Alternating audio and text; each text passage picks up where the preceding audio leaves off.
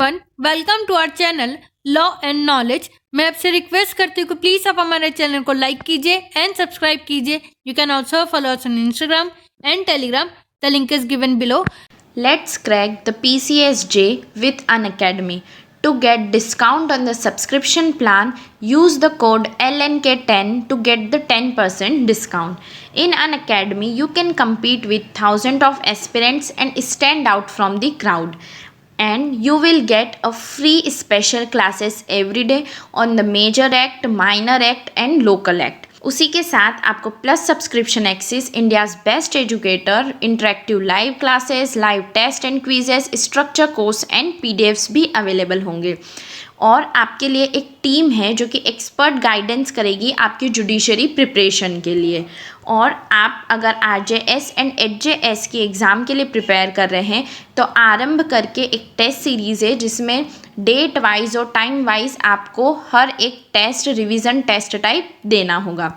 उसी के साथ रैपिड रिवीजन सीरीज़ भी चलेगी जो कि इंडिया के बेस्ट एजुकेटर आपके लिए लेकर आएंगे ताकि आप अपनी जो तैयारी है उसे स्ट्रेंथन कर सकें। और हमारी मॉक टेस्ट सीरीज़ जो है जो कि वीकली हर एक सब्जेक्ट पर चलती है, वीक बेसिस पर हर एक सब्जेक्ट पर आपको मिल जाएगी। उसी के साथ हमारा जो सब्सक्रिप्शन प्लान है वो आप स्क्रीन पर देख सकते हैं। और इसमें आपको अगर डिस्काउंट चाहिए तो आप कोड यूज़ करिए LNK10 to get the 10% off discount. उसी के साथ आप हमें यूट्यूब एंड टेलीग्राम पर भी फॉलो कर सकते हैं।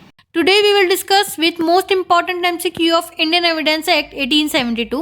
इसमें total 30 MCQs हैं. So now let's begin. First, how many sections and chapters are there in Indian Evidence Act 1872? Option A, 167 sections and 11 chapters. B, 172 sections and 16 chapters. C, 160 sections and 10 chapters. D, 170 sections and 15 chapters. Correct answer is A. हमारे Indian evidence act 1872 में total 167 sections हैं and 11 chapters हैं। Move for the second, in relation to an expression defined in section 3 of Indian evidence act, which of the following statement is not correct? Option A, fact includes not only physical facts but also psychological facts. B, court includes arbitrators. C, an inscription on a stone is a document. D, a fact is said to be not proved when it is neither proved nor disproved. Correct answer is B. As per section 3 जो हमारा ये statement है कि court arbitrators को include करता है, ये गलत स्टेटमेंट है। Move for the 3, reputation of a person is option A, a fact, B, a subject, C, an opinion, D, an evidence। जो रेपुटेशन होती है किसी भी पर्सन की वो क्या होती है? A fact. Fourth, proof is the result of option A, inquiry, B, evidence, C, investigation, D, statement। जो proof होता है वो किस चीज का रिजल्ट होता है? Correct answer is B, that is evidence. Fifth, a fact is said to be not proved, option A, when it is disproved, B, when after considering the matter before it the court believes that it is does not exist. C, when a prudent man considered that the fact does not exist. D, when it is neither proved nor disproved। जो कोई भी fact है जिसको हम बोलेंगे कि वो not proved है, वो कब माना जाएगा? करेक्ट आंसर इज डी, अगर वो ना ही प्रूव्ड है ना ही डिसप्रूव्ड है तो ही हम उस फैक्ट को नॉट प्रूव्ड बोलेंगे। Sixth, a fact if conclusive proof of another fact. If that fact is proved, then option A, the court can call upon a party to prove another fact. B, the court can allow opposite party to adduce the evidence to disprove another fact. C, both A and B. D, the court shall regard another fact as proved। इसमें बोल रहा है कि एक fact है जो कि another fact का कंक्लूसिव प्रूफ है और वो जो फैक्ट है वो प्रूव हो गया है, तो जो अनदर फैक्ट है उसका क्या होगा? करेक्ट आंसर इज डी, जो कोर्ट है वो ये मानेगी कि जो अनदर फैक्ट था वो भी प्रूव्ड हो गया है जैसे ही वो पहला वाला फैक्ट प्रूव्ड हुआ। Move for the 7th, under Indian evidence act Evidence may be given in respect of A. Fact in issue only. B. Relevant fact only. C. Fact in issue and relevant fact. D. None of the above. Correct answer is C. जो evidence है वो fact in issue as well as relevant fact दोनों के लिए दिए जा सकते हैं. Move for the 8th relevancy is option A. Question of law and can be raised at any time. B. Question of law but can be raised at the first opportunity. C. Question of law which can be waived. D. Question of procedure which can be waived. Correct answer is A. जो relevancy है वो एक question of law है और कभी भी race किए जा सकते हैं. 9th. Which one of the following statement is correct?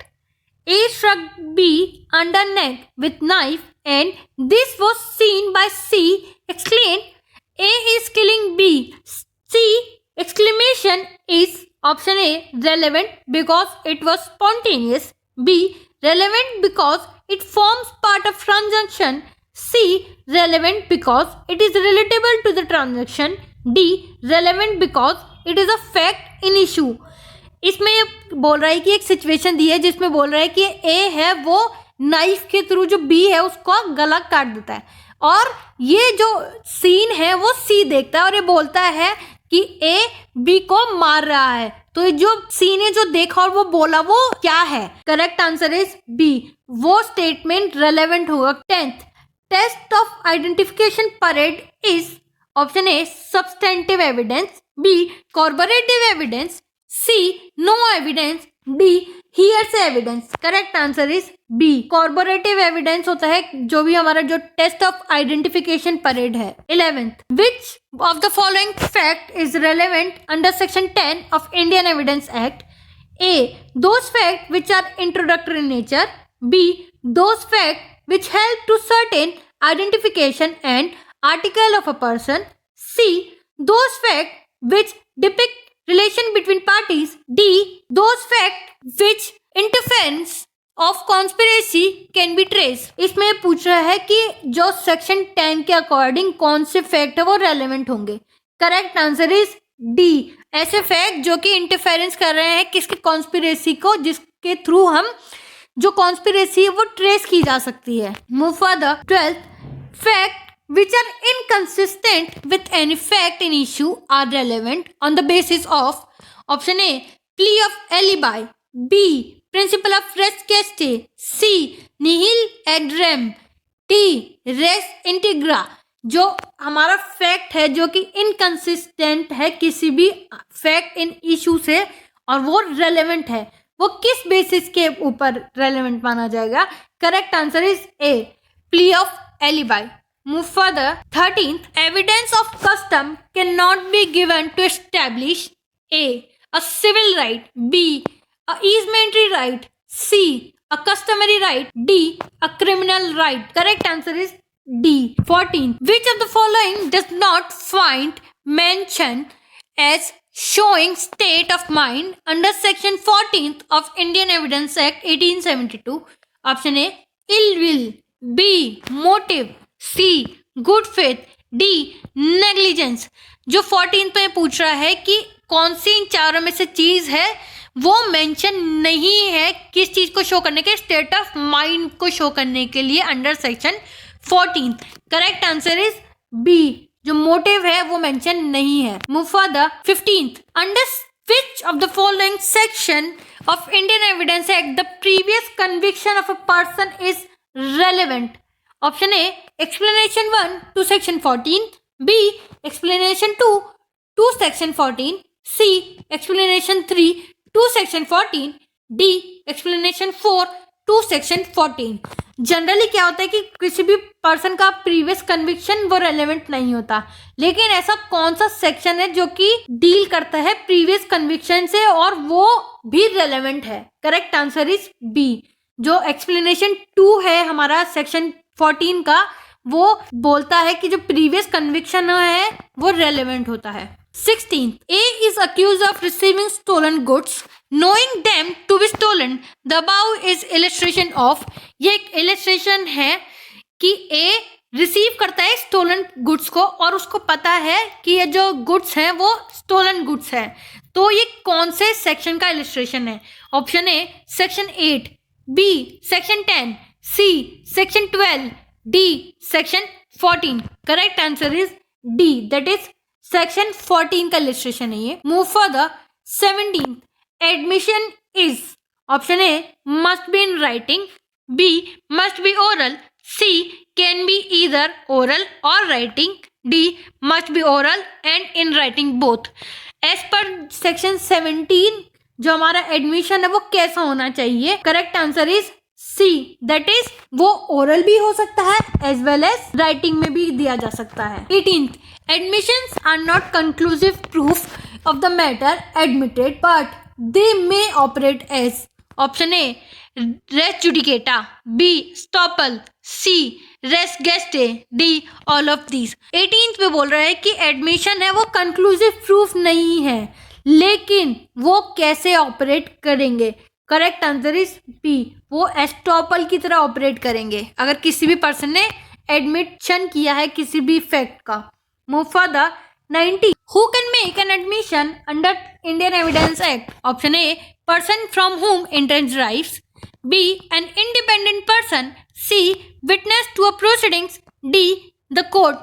Option A है हमारा correct, that is person from whom interest derives वो एडमिशन कर सकते हैं। 20, what is the evidentiary value of admission? Option A unimportant, B conclusive proof, C estoppel, D binding. हमारा admission है उसकी evidentiary value क्या है? करेक्ट आंसर इज सी, वो एस्टॉपल की तरह ऑपरेट होता है।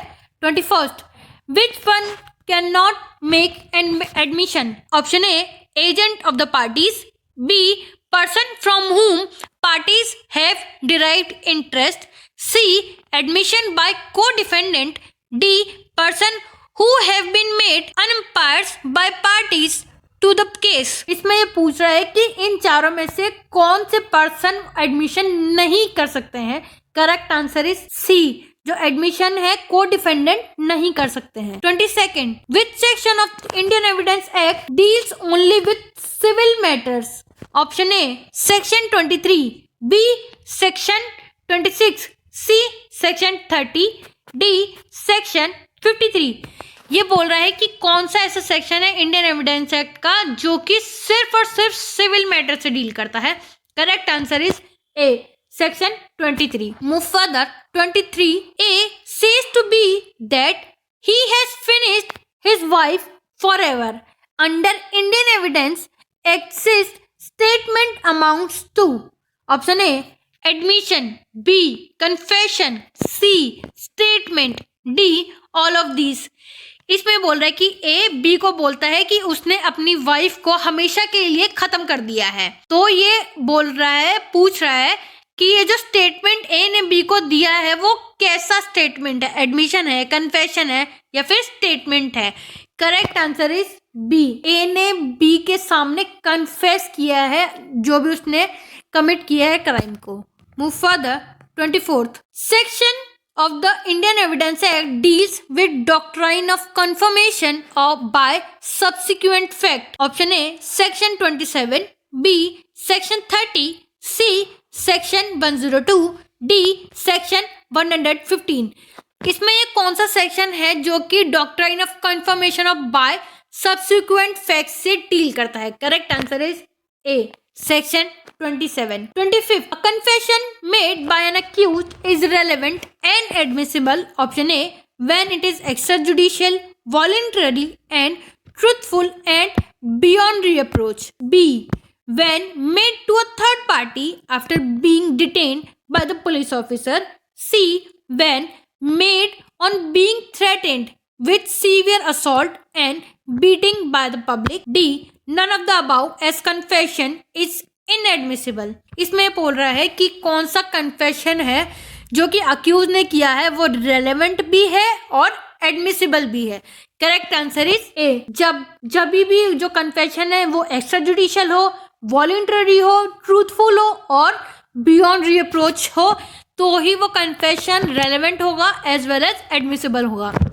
Move further. 26. Under section 27 of Indian Evidence Act, the fact discovered means option A, the object produced only, B, the place from where the object is produced only, B, C, the knowledge of the accused as to the object and the place, D, none of the above. ये 26 पूछ रहा है कि as per 27 section जो fact discovered है उसका मतलब क्या है.